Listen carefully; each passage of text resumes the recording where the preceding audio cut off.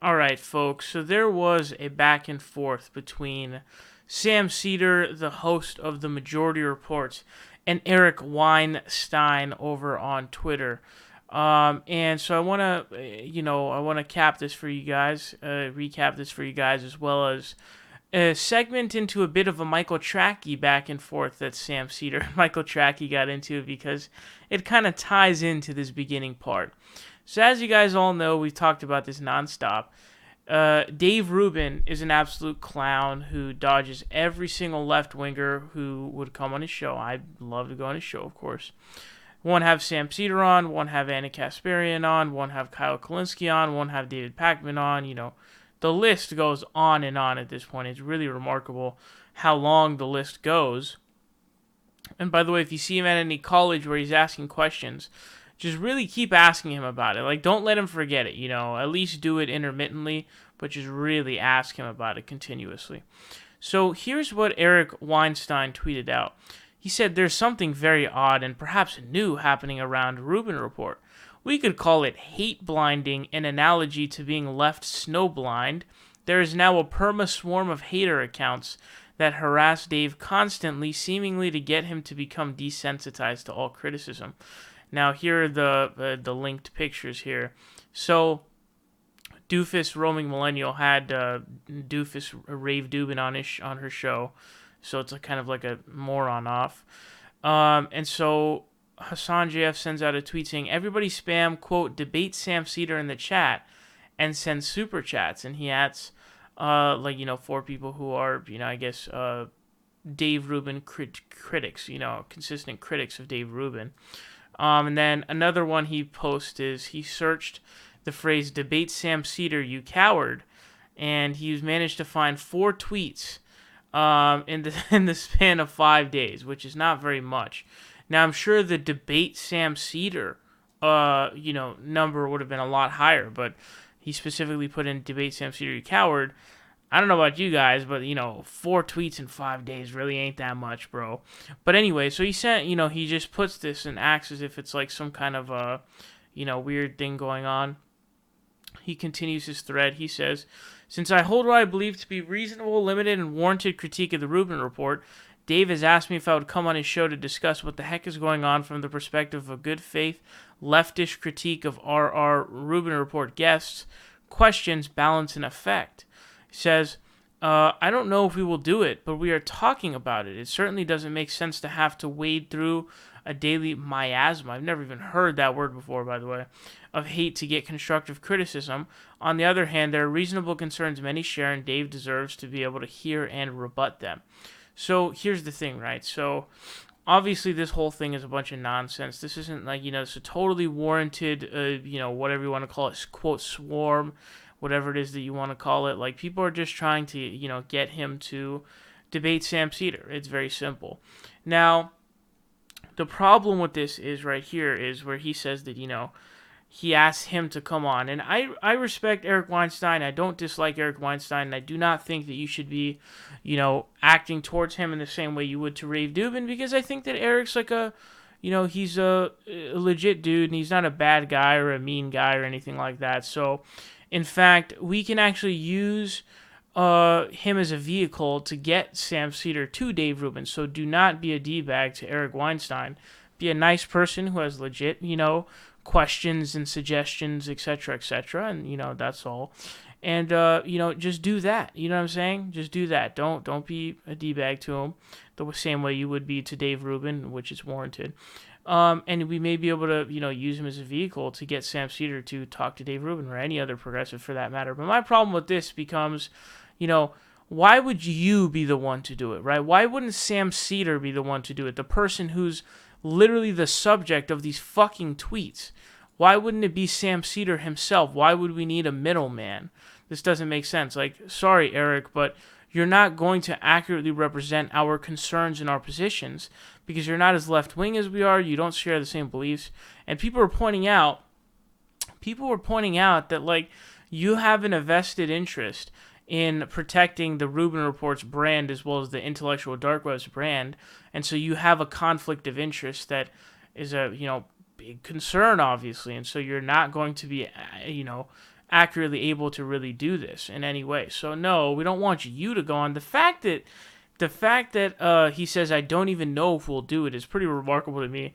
That's how little Rave Dubin wants to have leftists on, is that he doesn't even know if they'll actually do it, which is pretty remarkable. So Sam Seder responds to this saying, "This is hilarious. In defense of someone who promotes the idea, quote, hate speech doesn't exist, this guy creates a new category of hate comprised solely of an internet meme mocking the right wing's debate me obsession. Hashtag this is why they must lurk in the dark web." So he then actually responds to Eric again, because so there was someone who's at Vox who's a gay guy, and Steven Crowder is a total D-bag, horrible person. He's literally human garbage. I've never seen a worse human in my entire life. He's a terrible person. He made fun of trans people on Trans Remembrance Day, and he's just a terrible human being. He's human scum, garbage, trash, everything is vile. And so he kept using slurs against him, against his sexuality, and it was horrible. And so they doxed him and were sending this guy like text messages of saying debate, shit ton of messages saying debate Steven Crowder, and he kept getting a bunch of slurs sent his way, and it was horrible, it was horrifying.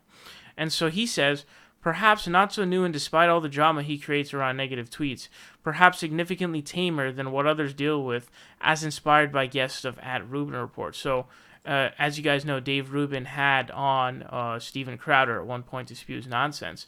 And so down here they get into a little short back and forth. He says, "I was unaware of this. That's pretty lousy to have to deal with that level and style of harassment constantly." And then Sam says, "I think I get what you mean by level, but I'm curious as to what you mean by style. Getting text on your phone number seems to me more threatening than getting spammed on Twitter, but do you see a qualitative difference in the nature of the harassment from Dave's?" And then Eric says, "I mean that I don't like anti-gay teasing /harassment /bullying." So, Eric's not, somebody who is, a dishonest actor or anything like that. So even he sees a problem. Go check out that video of Steven Crowder, by the way. It's on Twitter of him just constantly using slurs against this guy for his sexuality, which is horrible and it's disgusting. And so, even he kind of sees that, but I don't know if he really takes back his previous statements or not. So, now to go on with Michael Trackey. So Sam Seder had on Marcy Wheeler again, who was the original guest that had ticked Michael Trackey off. So he says, "Cool guest. I heard she had some big ethical problems, though. The whole fairy tale she concocted about going to the FBI and becoming a big player in the Mueller investigation, and the explosive evidence of collusion she claims she possessed. Other than that, cool guest." He says, "I guess Sam Seder's esteemed producer, Matt Leck, is unaware that Glenn Greenwald has ruthlessly attacked Marcy Wheeler for her deranged and unethical behavior. Here are some examples. My favorite is the video where he openly mocks her. Enjoy." And then he says, "Hey, Matt Leck, if Sam Seder wants to have me on again, I'll gladly do it. But I would only come in studio, so he can't petulantly shout over me like he did last time, due to the discrepancy in our volume levels. Oldest trick in the book for ambush radio interviews." The discrepancy in audio levels is hilarious. So Matt responds here in a couple places too, but to show you Sam's response, he says, I don't know, he seems to send it in third person as a joke, I think. He says, "Sam doesn't, but thanks for the offer, but this is gold. Thank you for it." Quote, discrepancy in our volume levels, and I think we can all agree that that's pretty clownish of a statement to make, and it's pretty funny. Now here's where Michael Trackey ends up actually defending Dave Rubin. So he says, "Oh my God, I'm devastated. I guess I'll have to launch a crusade to get Dave Rubin to debate me instead. Actually, I won't do that because it's incredibly stupid." Then he says, "However, I agree with your friends who you said contacted you privately to complain that you were acting like Bill O'Reilly. Seems like an accurate description. As the kids say, not a good look." So I don't even know what the hell he's referencing right here. I have no clue what the hell he's referencing right there. I really have no idea whatsoever, to be honest with you. But here, like, how could you defend Dave Rubin? I really don't understand here. Michael Trackey, if you don't remember in their conversation, he refused to answer the question of whether or not we should have had the investigation. And so Sam just got angry. He got really, really ticked off. And then, it's really weird, I think, of what of what it is that Michael does, because Michael does this weird thing where he keeps on, for some reason, he keeps on just going to, it's like he defers to authority in a way. So what I mean by that is he always cites Glenn Greenwald and Matt Taibbi for everything, as if that kind of pushes his stock. But here's a video of what Glenn Greenwald's thoughts were on the idea of basically the idea of him having Marcy Wheeler on was a bad thing. Check this out. The issue that about what Marcy did with turning in her own source to the FBI, not in the face of a subpoena, but proactively and voluntarily, and then got celebrated for it by the media, is something that we ought to revisit at some point. I don't want to talk about Marcy when she's not here. But I don't. I think Marcy is an extremely intelligent, diligent reporter. She's one of the first people I tried to hire when we started The Intercept, who we did hire. If I had a show, I would put Marcy on. So no, I don't think putting Marcy on is something that you ought to apologize for. Okay, so that's Michael Trackey's original, that was his thing that he was angry about, was him having Marcy Wheeler on. And then he goes down here on some diatribe. He says now he changes it. And he says, my problem was Seder having her on and letting her rant unchallenged while making fantastically unsupported claims about her FBI fairy tale. More GG on Marcy here. And then they continue kind of going down here. But as you guys just heard straight from Glenn Greenwald's mouth, it's, he's fine with him having Marcy Wheeler on, which I find really hilarious. Because again, Michael Trackey has a very big habit of trying to give himself more credence by appealing to authority, by, consistently ad nauseum citing Glenn Greenwald and Matt Taibbi. Like, he kept saying, it gets annoying, bro. Seriously, it gets really annoying how much he does it, because it's a tactic to try to give himself more credence and more credibility to his arguments. And I just find that to be kind of whack. But anyways, let me know your thoughts on this, Eric Weinstein / Dave Rubin / Michael Trackey, back and forth here. Definitely let me know down below in the comment section.